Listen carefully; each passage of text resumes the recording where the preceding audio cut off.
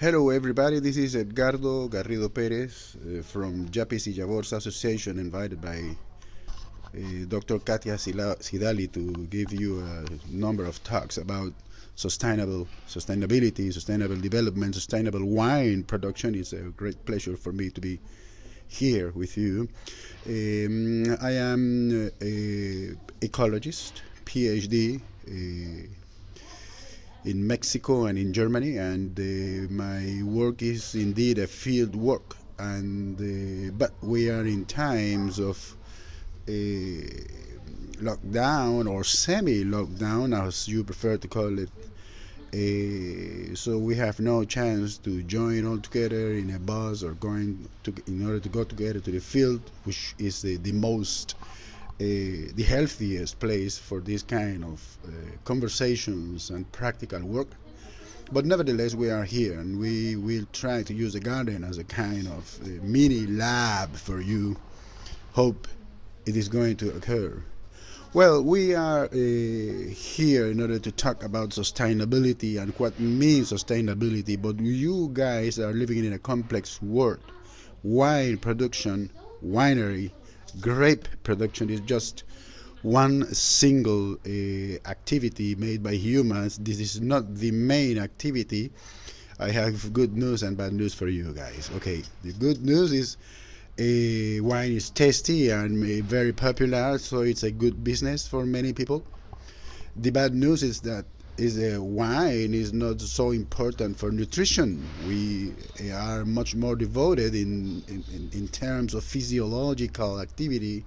We are much more concerned about, I don't know, production of livestock, milk, cereals, fish, etc. So wine, coffee, chocolate, and other products do not belong to the mainstream of what Homo sapiens has been doing for staying alive, but it is in many aspects a symbol of civilization in the sense that it is a result of the cultural evolution of Homo sapiens, enabling the species to have fun and to take advantage of something very trivial. In the beginning, the wine plants and many other livestock and agricultural products are coming from the Middle East and the Mediterranean. These areas towards the end of the last ice age and onwards became fairly similar to the climate we have actually currently over there. So one problem was water, and one way to get water was eating the water in form of grape. So that's why you find the grapes very juicy, and by means of cultural selection, unconsciously imitating natural selection, Homo sapiens started to develop different wine varieties, different grape varieties, selecting the ones getting bigger or selecting them depending on the taste the preferences of everyone, and that's the origin of the different wine types we have today. The process is going on, and unfortunately we have no chance for talking about it all the time, but all the class, because we are going to address sustainable production of wine, and indeed we are going to be talking much more from an ecological point of view instead of using an evolutionary point of view. But why is it important to let you know or to say something about the origins of wine? Because wine was originally a way eating grapes was originally a way of taking water, which is a fundamental activity for staying alive, and became throughout history or prehistory became converted into a way of having fun. We were pre-adapted to stay alive and even feel a little bit nice when eating some grapes that were partially putrid, that means producing alcohol, and that's why we Homo sapiens, we as a species, like to ingest alcoholic products. So this is a kind of adaptation in the beginning, but once again, it is not a fundamental activity for staying alive. So given this situation, we are going to talk about the sustainable production of a product which is not real food. If it is not real food, but just a dessert or a drink just to have fun, then we need to understand, unfortunately for some people, that we are not going to talk about something fundamental for our species or for the planet. If this is true, then we need to keep very responsible on what is the way we are going to produce the wine in the world. I am not going to make a kind of moral judgment about it. Instead, I am going to give some of you guys who are not ecologists, professional ecologists, some aspects of the complexities of the living world, making difficult to achieve a real sustainable production of anything, or the full sustainability, environmental sustainability of any activity. The challenge is, however, there, and in other sessions we are going to make a comparison across different ways of producing, of making agriculture, in order to you guys to get some idea of which paths, methodological pathways you can use to address environmental sustainability from of the different types of agriculture you get in the real world. Yet you still need a framework to figure out how sustainable any activity is, including winery. So I am going to supply Katia, and she's going to pass you a kind of inverted pyramid, the levels of organization of the living world, or of the universe, if you really prefer that. And you probably remember it is coming from textbooks in ecology. Eugene Odum, for instance, was publishing something about it some 70 years ago or something. So this is a very solid theoretical framework, let's put it that way. Ecology is an evolving science, it's a very dynamic science. So if you want to get information from ecology in order to decide whether your winery, your wine jar is fairly sustainable or not, you need a solid basis to talk about. And if ecology is not clear in many ideas, at least you need to get attached to the ideas which are effectively clear and belonging to the consensus of the ecologists. So one of those, let's say, pillars of ecology is the organization of the living world in a hierarchical scale. Coming from the lowest level is the atom and the subatomic particles. You get it on the very basis. This is very microscopic. You cannot have a look into it. It is too small for you and me to make direct manipulations on it. You need to be a nuclear physicist, nuclear physicist to work on it. So you have the atom and the subatomic particles. This level has some characteristic. Just one is very high energy. This energy is so strong that it can be used for making weapons, like the atomic bomb, hydrogen bombs, for instance, and so on, but also to produce very cheap energy. So you can produce energy for the whole planet if you want. Electric power for the whole planet if you want. If you make manipulation at this level, still you get environmental challenges related to that. Remember Fukushima, where there was a kind of radioactive spoil over there some years ago, a few years ago, or some decades ago in Chernobyl. Today's Ukraine, still affecting, but actually a good subject to you guys to get information on beyond this class. Nevertheless, what I want to stress is that this is a level too small For you guys studying winery, studying wine economics or wine sustainable production chances to be addressed. Nevertheless, the level exists, and remember, if something gets wrong in a nuclear power station, your wine jar can be affected if the air is blowing and bringing it nearby. So you have the subatomic particles and the atom, and then we come to another level, the molecules. Atoms join and produce molecules or ions, polyatomic ions, as we know. Some examples are water. Now we are talking about famous molecules. Oxygen, not the element, but the gas we are breathing every day. Yeah, the oxygen, O2, very famous. Carbon dioxide, CO2, nitrogen, the gas, N2, and the ammonia or ammoniac, the one you use for cleaning at home. These are molecules using hydrogen, nitrogen, oxygen, carbon, and now we are talking about something much more related to any wine jar. Your plants, for instance, your wine plants are using carbon dioxide, water, and water for producing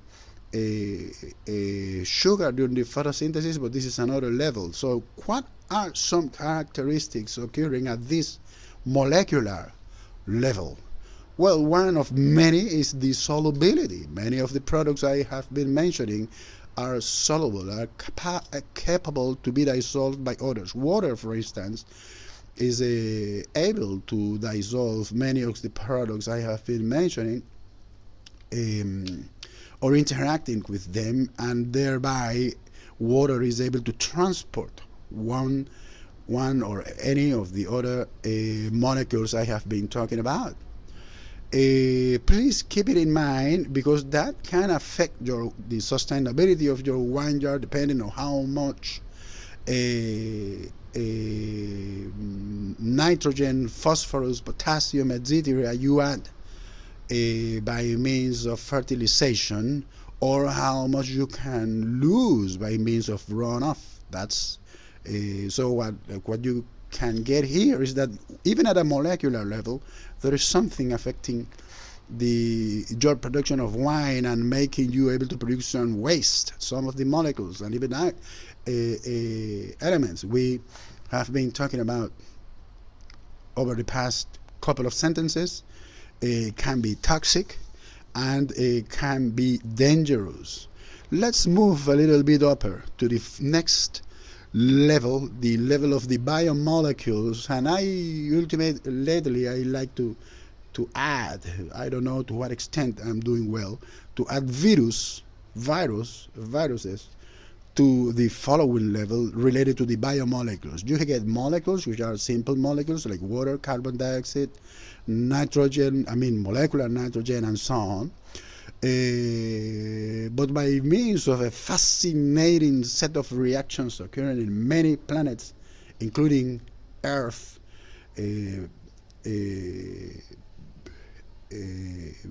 life can be produced by means of this reaction, but one step in between is precisely the production of biomolecules. So one of the characteristics of these biomolecules is that many of them, not all of them, but some of them, are able to synthesize other molecules. Proteins, for example, are a kind of biomolecules, including the enzymes, which are able to produce other proteins, other substances.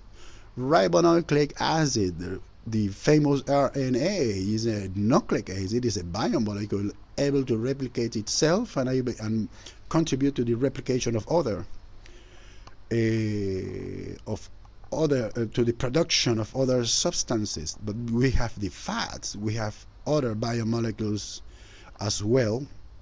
Antiviruses are not fully recognized as living beings, but they are definitely sets of organized biomolecules able to reproduce on their own.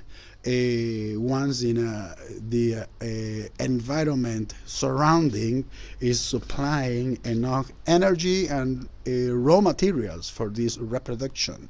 Some of those viruses are including coronavirus affecting humans right now, but there are other viruses affecting, why not to say, your wine jars and so on. So, but let's move to the following level. Sets of biomolecules can join together and produce organelles, the so-called cell organelles. Ribosomes, for instance, ribosomes include some protein and some RNA, ribonucleic acid, and they contribute to the production, to the synthesis of proteins. One of the characteristics of cell organelles, many of them have double membrane. You know it from your basic high school biology lessons. Some examples are the mitochondria, contributing to the cell respiration. The mitochondria perform a set of reactions after the glycolysis occurring in the cytoplasm, and then include oxygen as a final receptor of electrons and produce a lot of energy, keeping the cell alive. But that implies that the mitochondrion, all mitochondria need molecular oxygen, and this is why it's important to keep it soluble. That's occurring in every cell of your body, including the cells of your lungs.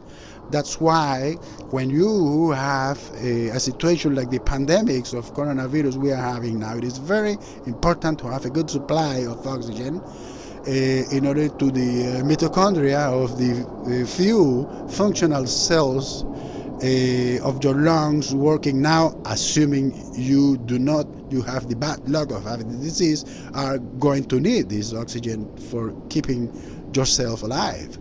So there is another very famous organ being part of the plant kingdom, the cells of the plant kingdom, and some algae, the chloroplast.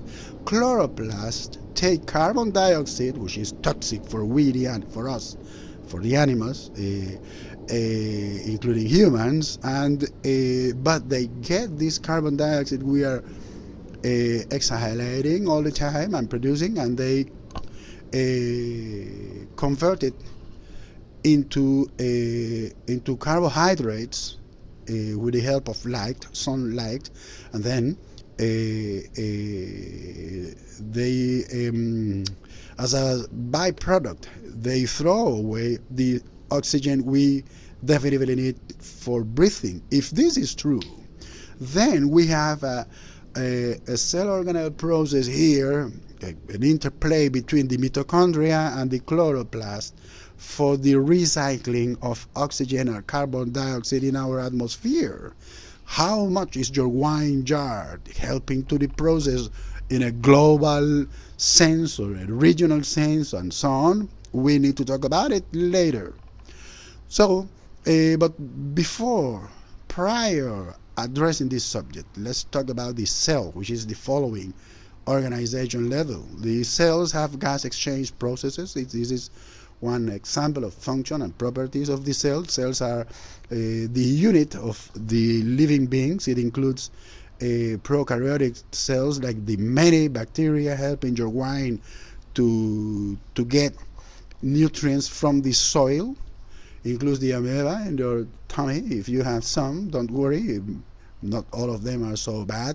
But also the epithelial cells. The epithelial cells are a kind of cells occurring in the external cover or inner cover of your body, including the epithelial cells of the lung. And once again, if these cells get broken because of a kind of virus like coronavirus, then you get in trouble. But let's move to the following level. Similar cells playing the same role join all together and produce a tissue. One example of a tissue is the epithelium tissue. The joint cells of epithelial cells of your lungs producing or making your respiration now at the lung level to get more efficient, suffering a lot if the coronavirus SARS-CoV-19 affects them. So you need to take care of them. And yeah, the tissues are have the functions of performing. They perform vital functions which are going to be important for the overall body. They do that when they join to other tissues different to them but playing complementary functions and perform what we call an organ. Here, look at what is occurring. We have been moving from the subatomic particles to the tissue level. We have been coming from the smallest to the larger. We make a kind of stop in tissue and can say the following. You need a microscope for looking into tissues, cells. You need an electron microscope to looking at the cell organelles, virus, and some biomolecules. And you can definitely not look into molecules, atoms, and subatomic particles. These levels of organization of life are too small for our direct influence. Yet we know they exist, and we know we need to take care of them. We know that something occurring, but against the manipulations or something, if something gets wrong during the manipulation of some of those levels, can affect your wine jar, can affect your life. Fukushima, Chernobyl, for instance. So these levels are too small for a direct influence, but you guys as future decision makers, entrepreneurs, businessmen, and so on, you still need to keep them into account, because these levels are there. They are part of the complex world you are living in, and it can produce losses of money. For instance, if I don't know, if some cells of pathogens affect your wine jars, which is a very important topic here. Now, numbers of different tissues joining all together, performing complementary functions, become an organ. We are starting to get into the scale we can directly do something, and we can even manipulate directly.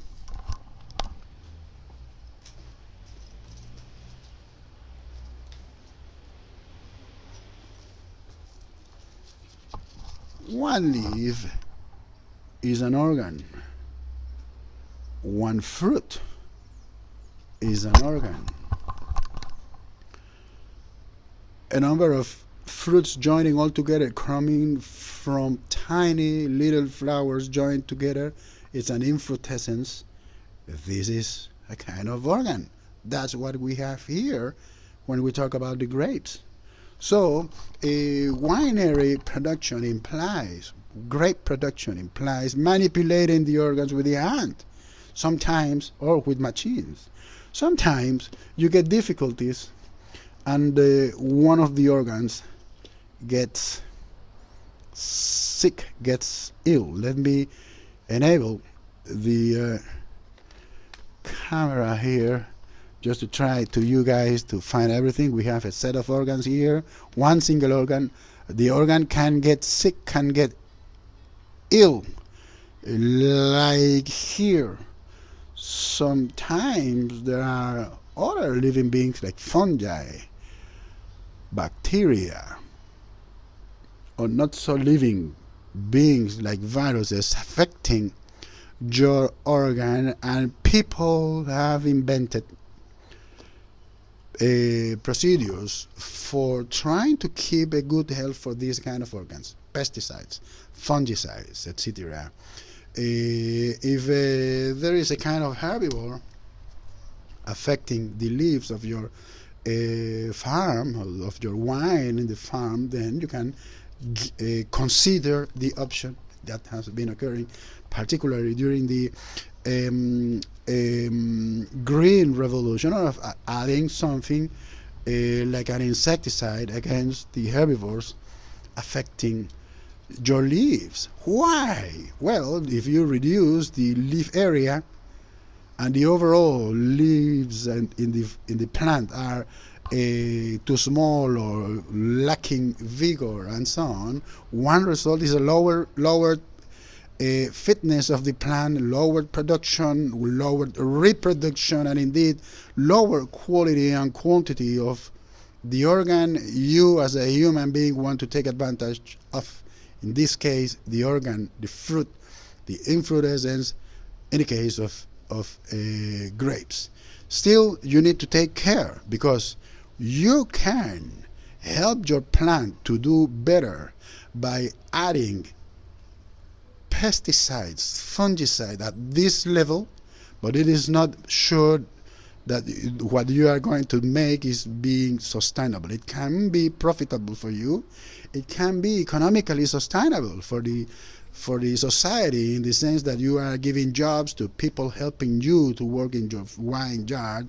You are giving jobs to the people working in the transport sector, moving the wine, moving the grapes from your farm to the markets. You are contributing to this cycle of money, to the circulation of capital and money in the overall system. You are producing added value by means of converting the grape into wine, and therefore you are producing richness, and you are contributing to the banking system, paying taxes and so on, to the circulation of capital, and giving some welfare, assuming that you are living in a very well organized state, using the public money for public purposes like saving lives during a pandemic.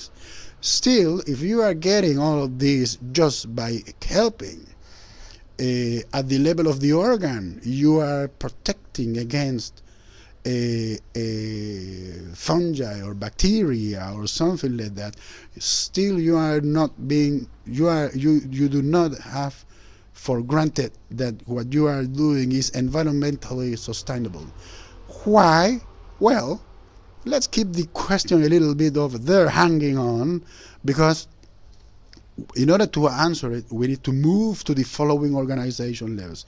You are working at the organ level. The leaf is an organ, the lung is an organ. You are already aware of what I have been explaining on the fruit as an organ. Another organ, another important organ, is the stem. So now you can consider the following level: a number of organs joining all together for playing another function. They perform what we call a system of organs. They play complete, much more holistic functions compared to organs. Photosynthesis, respiration, that's what we get when you have a look. Let me try to show it here. You have a look into the wall. Where is my finger? Here. You have the whole system, including leaves, stems, vascular tissue, performing the branches, the leaves, and performing the overall above ground part of your plant. Below ground, we have a word for talking about plants, including wine. Below ground, we talk about the root system.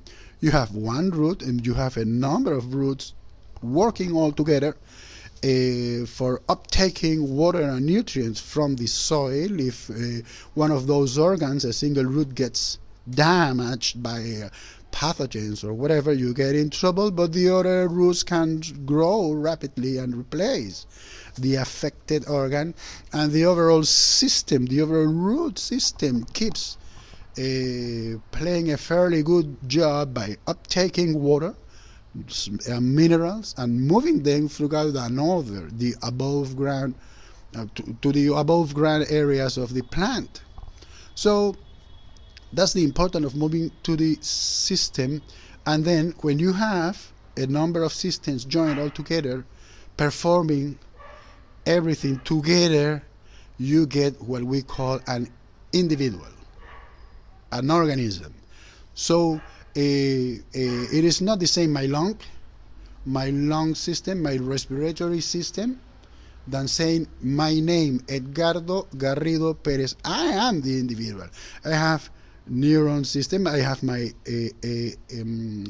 neurological, my brain, my eyes, my senses, and so on. I have my circulatory system. I have my digestive system. I have my reproduction system, and all those systems and more together perform myself, the individual. In the case of wine, one single individual is the whole plant you are working with. So this is the individual. The individual is producing organs. The organs like the fruits are the ones I am taking advantage from. But there is an organ the people used to cut during the manipulation of wine. Two organs. One, the branches. By pruning, you cut branches and keep the wine of a certain size. The other is the stem.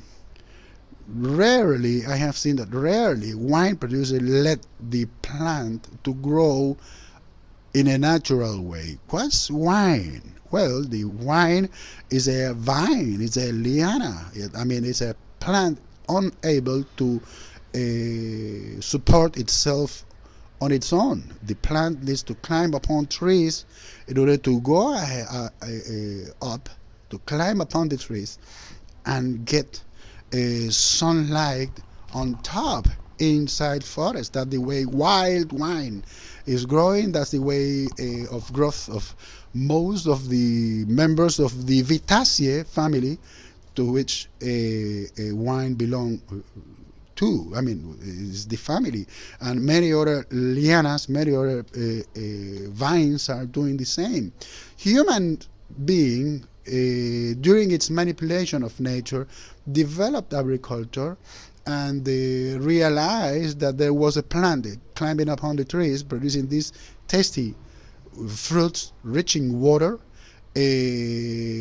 got a nice flavor from the grape, which is the name we give to the fruit, got water and vitamins and other products from that, and then realized that the plant needed a lot of sun. That's why the plant was climbing, and then people started to clear cut some areas, plant the wine, and in order to it not to grow too much, for being unreached, they started pruning the plant and cutting the stem. So this kind of manipulation performs a challenge for sustainability, for the sustainable production of wine.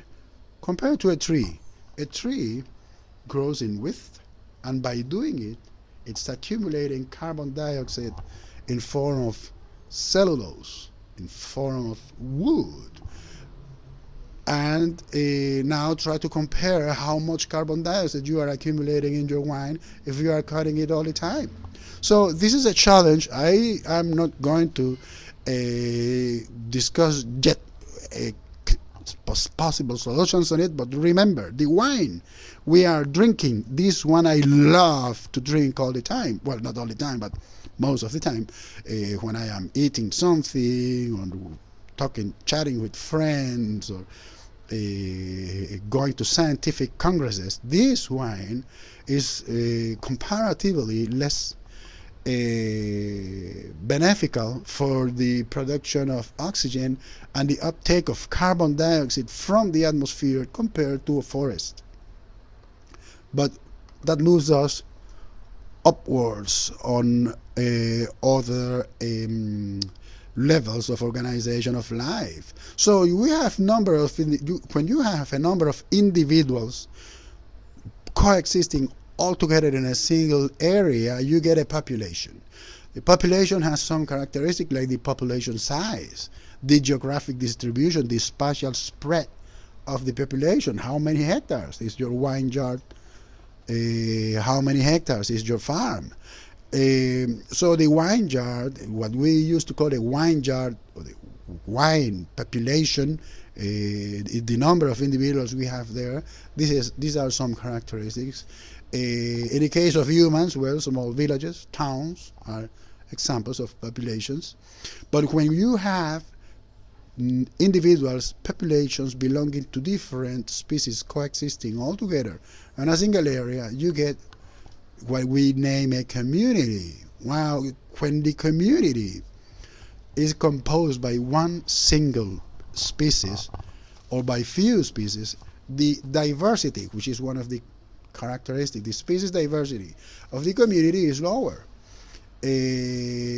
Some examples of communities are forests, mangroves, the 3 different species, gardens like the ones we have at home. Some of us used to have at home. You can here you get different colors, each one representing one different species. So the species richness, the number of species you get in a place is important, and the species used to play relatively different roles with respect to each other. Let's use this part of the garden just to illustrate the idea. Well, you have one plant species here, another here, another there. When you move from the community is occurring in a single place, in a place, on an area where it is coexisting with non-biotic factors. That includes minerals existing there, minerals coming. That's moving us from the community level to the so-called ecosystem level. In the ecosystem, you have inputs. There is some sunlight coming from up here, coming in. This is an input of energy in form of sunlight. There are thermodynamic processes here. There is a heat exchange between the plant and the environment, the atmosphere, depending on the temperature of the day. When the temperature is too high, then it tends to be overheated here inside the plant, and when the temperatures get low, then the plant is the one losing heat, giving it back to the environment. That's fundamental. So you have, in the ecosystem, you have inputs of energy, you have outputs, you have influxes, outfluxes. For instance, it can start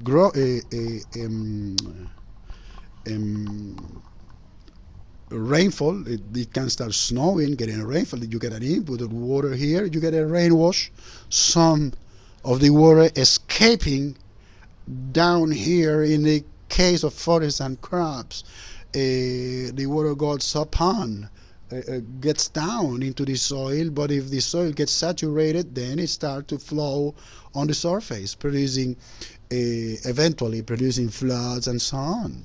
Now, at the ecosystem level, when you add more species, when you add a higher species diversity to the community existing there at the ecosystem level, you get something like the following. Give me a few seconds.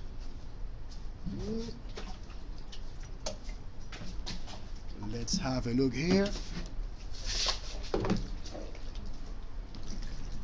Okay.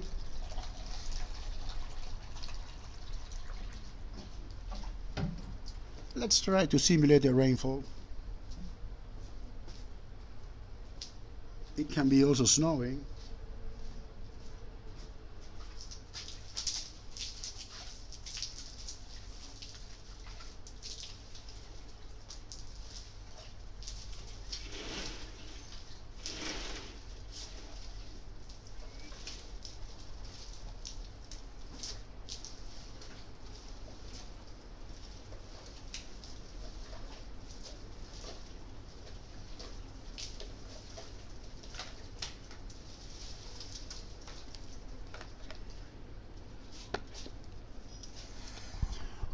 Alright, if you have just one single plant species in the community, and if all those plant individuals, the populations, the individuals of the population are cut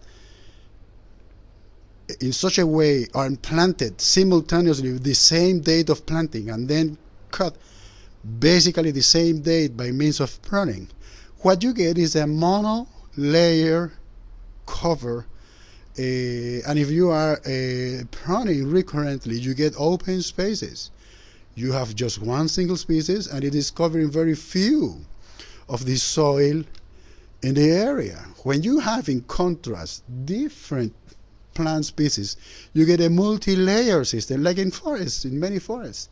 You get an upper layer here, and when it rains, the first drops of water or snow, or even the winds are knocking there, and then the water comes partly down here, and a part of the water, a fraction of the water, is staying here for longer and getting slowly towards the ground. Then the water drops that were not stopped here at this level are going to be buffered at this level, intermediate levels in the canopy, and then again the water drops which are not buffered at this level are going to be buffered the other one and the other one and the other one. Some of the water drops violently coming are going to be partly absorbed, are going to get in contact, in touch with the bark of the different trees, and then it's going to move slowly towards the soil. Once they arrive to the soil, they come slowly, and they are not going to get a new soil. They are going to reach the so-called leaf litter, the necromass. I mean, death plant material staying there and getting putrid by means of the action of a myriad of bacteria, fungi, and so on. At this level, the drops are going to touch the leaves, and again it is going to buffer, so they are not going to knock directly the soil, and that's the way the ecosystem, the forest ecosystem, highly plant diverse ecosystem, avoids erosion, reducing the risk of flood somewhere else. Something very recurrent here in Liguria, for instance, is occurring once every year. Give me a second.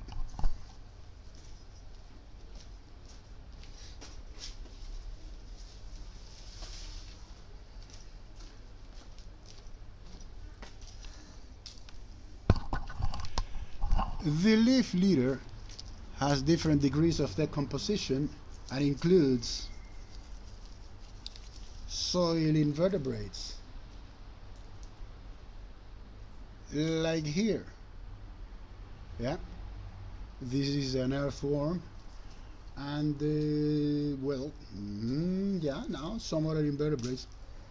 You smell it, you say, okay, it is getting decomposed, it is getting putrid, but it is not bad. I mean, you can smell it, you find it very nice. It is a very rich organic material, able to get fertilized soil. It is fertilizing the soil. This is very rich in nutrients to be absorbed by the plants of your yard.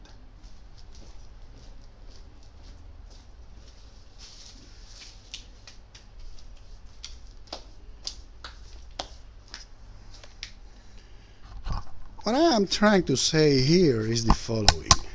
The number of services you as a farmer are obtaining from a highly diverse community of plants in your yard is higher if you have different plant species in comparison to the services you get when you have just one single plant species. And that's the challenge for wine production. Wine is so profitable, so tasty, so charismatic plant that you find hectares and hectares and hectares of wine monocultures, reducing the quality of the environment, reducing the environmental services in the area. And one of those environmental services, you know what it is? The production of oxygen. Because if you have just only wine and you cut it, you prune it, you have a lower photosynthetic area for the added wine jars you have in a region compared to to a mixture including some patches of wine, many patches of forest, and so on. That moves us to the following organization level. We have been in community, the population, community, ecosystem, and now we get into the landscape level. You have a landscape. For having a look into a landscape, it's a good idea you to have a drone at home. If you had a drone, then you put it, you activate it, and you put it to fly high and look into what is occurring. You can do it also using Google Earth or any other software. Make a click. I invite you to try it. Make a click into Verona, the city we are now, and have a look into the vegetation over there. In the landscape, you will have a lot of cement, a lot of rock in form of buildings, very few public forests, a lot of wine, a lot of agriculture, which is not bad. But if you make the altitude higher and higher and higher, you will realize that the forests nearby are just too far away. As a consequence, cities like Verona and particularly like Milano have a very poor quality of air, and indeed a lower availability of good air for people to recover from disease like coronavirus and similar ones. So that's the what we are talking about, the complex world we are living it from an ecological point of view and the many challenges we have there. Now let me make another stop here, because there is a difference here compared to the tiny little levels. When we are talking about organs, system, individual, population, community, ecosystem, and landscape, then people like you and me and the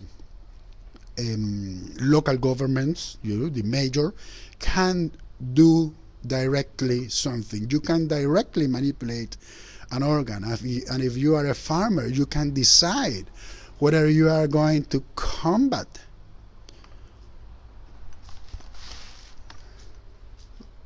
disease like this by adding something synthetic or something natural, or if you are going to get to harvest the grapes mechanically or manually. This is your decision. This is a macro level, in the sense that we can look into it using our own eyes, or using single tools like a drone, or even climbing upon a hill in order to have an overview of an overall landscape. The same is at the system level. If you are pruning, you are manipulating the foliar system of a plant, so you can make decisions. At the individual level too, you can decide, okay, how many individuals of different plant species I am going to keep together in a single hectare. If I have a higher number of individuals, I will potentially get in trouble, because if I am just earning much more money from wine, probably I will earn a little less money if I plant something else intermixed with the wine. But if the other plants I plant there, are useful for something else, for eating or for selling as garden plants and so on, probably I can compensate the money I am not earning by selling grapes, by selling wine. So, but once again, this is a level where you yourself, or we, the normal people, in our everyday life, can take decisions and try to start making a difference. Yeah. When I am at the ecosystem level, once again, I can decide, okay, do I have my wine alone, or do I have mix some trees over there in order to produce some shade? Do I let some of the wine plants to climb upon the tree or not? Wait a minute. If I do that, probably I can produce an environmentally more sustainable wine compared to my neighbor. Now, if I convince my neighbor and the other neighbors and the whole neighborhood in a cooperativa, for instance, covering a whole region, then as part of the landscape, we can manipulate the landscape, get a more sustainable wine production by making an agreement all together, and we can say, okay, now we are all together, we are strong, we are doing something good for the environment. Still, we need help from other spheres, from other levels. For instance, we need to protect our wine by saying this is a green wine, but not just an organic wine, not adding agrochemicals to the crop. We are high biodiversity wine. We have so many different plant species coexisting with our wines here, so we want more money from the from the people who are going to drink the wine. Yeah, we want a gourmet, or we want a kind of protection from the government because we are giving to the mayor of the city nearby the winery. We are providing better oxygen, better air quality to the city, so perhaps we need to get a little money for the services we are doing to the society and to the overall environment and to the overall economy. Try to figure out how much does it cost to support people during a pandemic like coronavirus. Now try to imagine, is it better or worse to attend people suffering the pandemics having an air rich in oxygen? Do you want good air or do you want a polluted air? This is a challenge. This is a challenge. If wine producers find a way to enhance their contribution to the air quality of cities all over Italy, which is a very cementized city with lots of cement and lots of wine monoculture, if wine producers get an agreement and join all together and contribute in that way, probably you can get some price in terms of money for your own wineries. Now let's move beyond landscape and meta community. We have been moving from the subatomic particles and the atom to the passing through individuals, populations, ecosystem, landscape, and meta communities. Let's move a little upper, well, not a little, a lot upper, to the biome, the life zone. Tropical rainforest, tropical dry forest, steppe, alpine forests, and so on. Mediterranean forests, semi-Mediterranean forests. These are biomes. They have microclimate, species adaptation. For instance, the climate is the climate for the whole planet. The microclimates we get, for instance, in the valleys of the Alps, Meran, Brunig,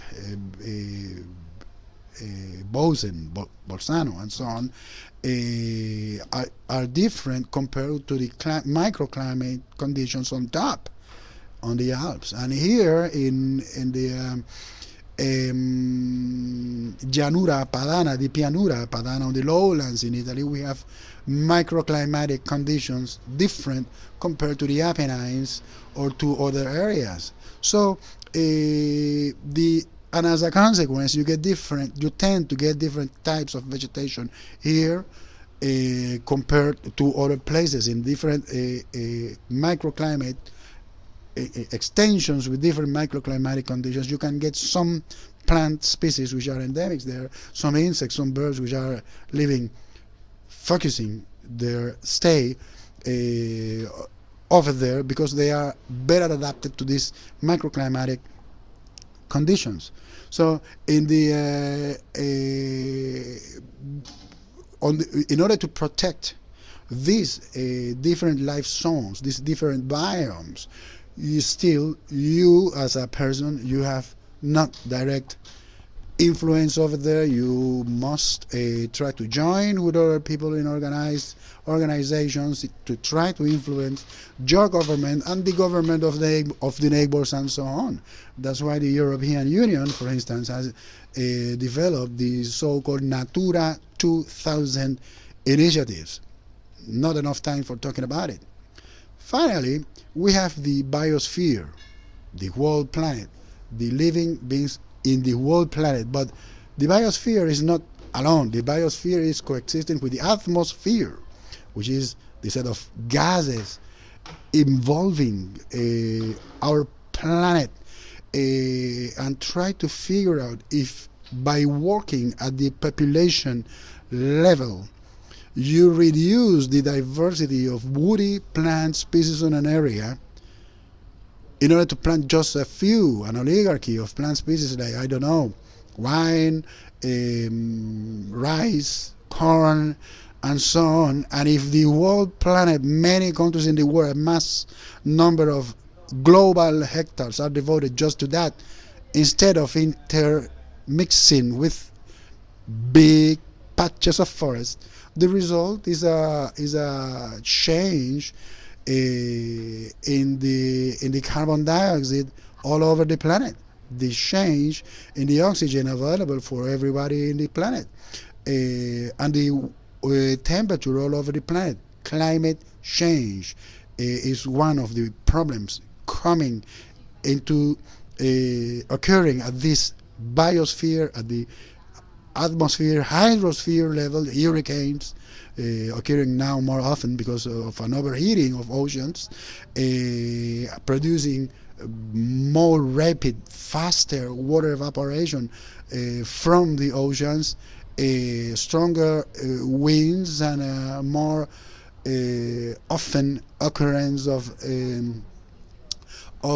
storms and hurricanes affecting your home, affecting your yard. So in order to try to have influence at this level, we cannot have just a direct influence by means of what we are planting, each one on our yards, in our crops. No, we need political influence, not only inside our countries but also in foreign affairs departments.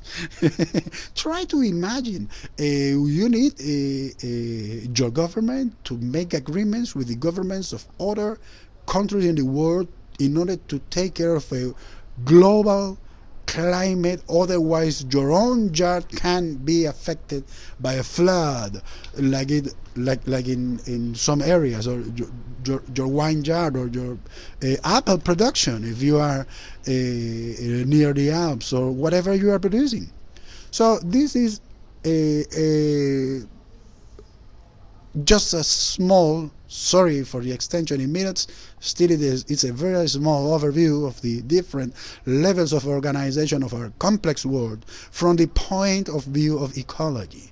You may realize that I have been, parallelly to the explanation of the levels of organization, showing some examples of environmental problems you get for every level, ranging from the risks of radioactive spoil when you work at an atomic level, passing through the problem of solubility of many of the substances you use. This solubility problem, for instance, has a characteristic of molecules, for instance, has produced a big problem at the landscape level and at the overall biosphere level. You know what it is? Nitrification, by means of adding once and once again nitrogen-rich fertilizers to crops here in Europe and in the United States and now in other countries. The total amount of nitrogen is not being regulated only by the classic nitrogen fixation made by bacteria, uptaking nitrogen as a gas from the air and processing it into soil. No, now we have an addition of industrially generated nitrogen-rich fertilizers and spreading it all over thousands and thousands of crop hectares. And the result is that these ammonium and other nitrogen compounds go to the waters, get to the underground waters, to rivers, to lakes, and produce an over nitrification of all these polluting in many aspects on altering the equilibrium, the natural processes of relating one plants to other in terms of nitrogen uptake, and in some cases it plays a role in synergy as an energetic role with invasion, biological invasions from plants which are not desirable, getting into some areas. So I'm afraid that I have not given this talk to you guys for showing solutions and giving you an explanation on what to do for making your wine jar sustainable. No, my apologies for not doing it, at least for this first talk. The explanation I have provided has more than 50 years, is more than 50 years old. It's nothing new. Ecologists have been formulating the problems since that time, since ages, explaining these problems, and now the problems are becoming more and more dangerous for even for the life of humankind. So you guys are young. You are about 20 years old. Many of you are in your 20s, and you are the current generation in the world, and you are inheriting the complexity of problems I have been mentioning. And it depends on what you do, what is going to occur for the rest, for the other 20 or 60 or 70 years onwards, the world where you are going to get older, to become old, are the world you are going to inherit to your children, if you have children, or to the children of your neighbors, and so on. So this class ends here. We are going to talk about how to try to make a more sustainable world in the future. Have a nice time, and hope it is going to help you. Bye bye.